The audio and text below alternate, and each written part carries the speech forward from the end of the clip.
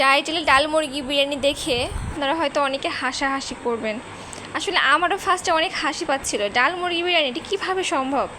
তাও ট্রাই করলাম। আসসালামু আলাইকুম, সবাই কেমন আছেন? আলহামদুলিল্লাহ আমি ভালো আছি। আমি হুট করে আজকে প্রথম ডাল মুরগি বিরিয়ানি রান্না করব। সবার সাথে থাকুন, দেখুন কিভাবে রান্না করি আর খেতে কেমন লাগে সেটা আমি আপনাদের সাথে বলবো ভিডিও করতে করতে।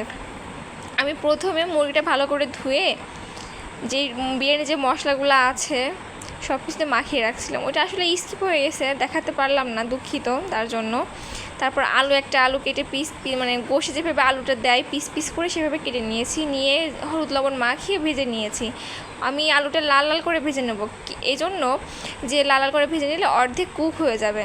আর যখন আমি বিরিয়ানির মধ্যে আলুটা দেবো তখন কিন্তু আলুটা দ্রুত সেদ্ধ হয়ে যাবে। এরপর মাংসটা ভালোভাবে রান্না করে নিব। এরপর একটা হাঁড়ি দিয়ে পোলাও চাল সাথে আধা ঘন্টা ভিজিয়ে রাখা ডাল দিব। এই জন্য ডালটা ভিজিয়ে রেখেছিলাম যে ডালটা আর পোলাও চালটা কিন্তু একসঙ্গে ফুটবে না।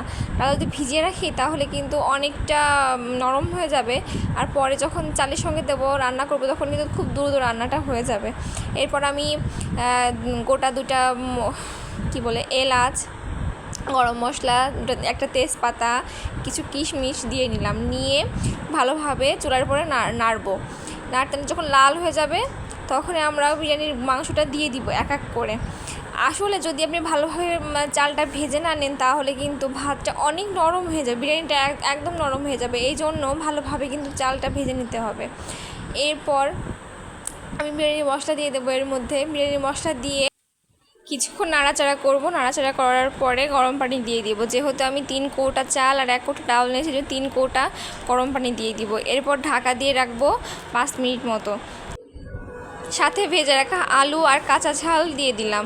এরপর যখন বলক পাড়তে শুরু করবে তখন একটা তাওয়া নিয়ে লো হিটে দিয়ে হাঁড়ির উপরে বসিয়ে রাখবো আধা ঘন্টা মতো। আধা ঘন্টা পরে আমার বিরিয়ানি পুরোপুরি রেডি। এবার পরিবেশনের পালা। বাসায় আপনারা রান্না করে বলবেন কেমন হয়েছে আর আমাকে কমেন্ট করে জানাবেন। সবাই ভালো থাকবেন। আল্লাহ হাফিজ।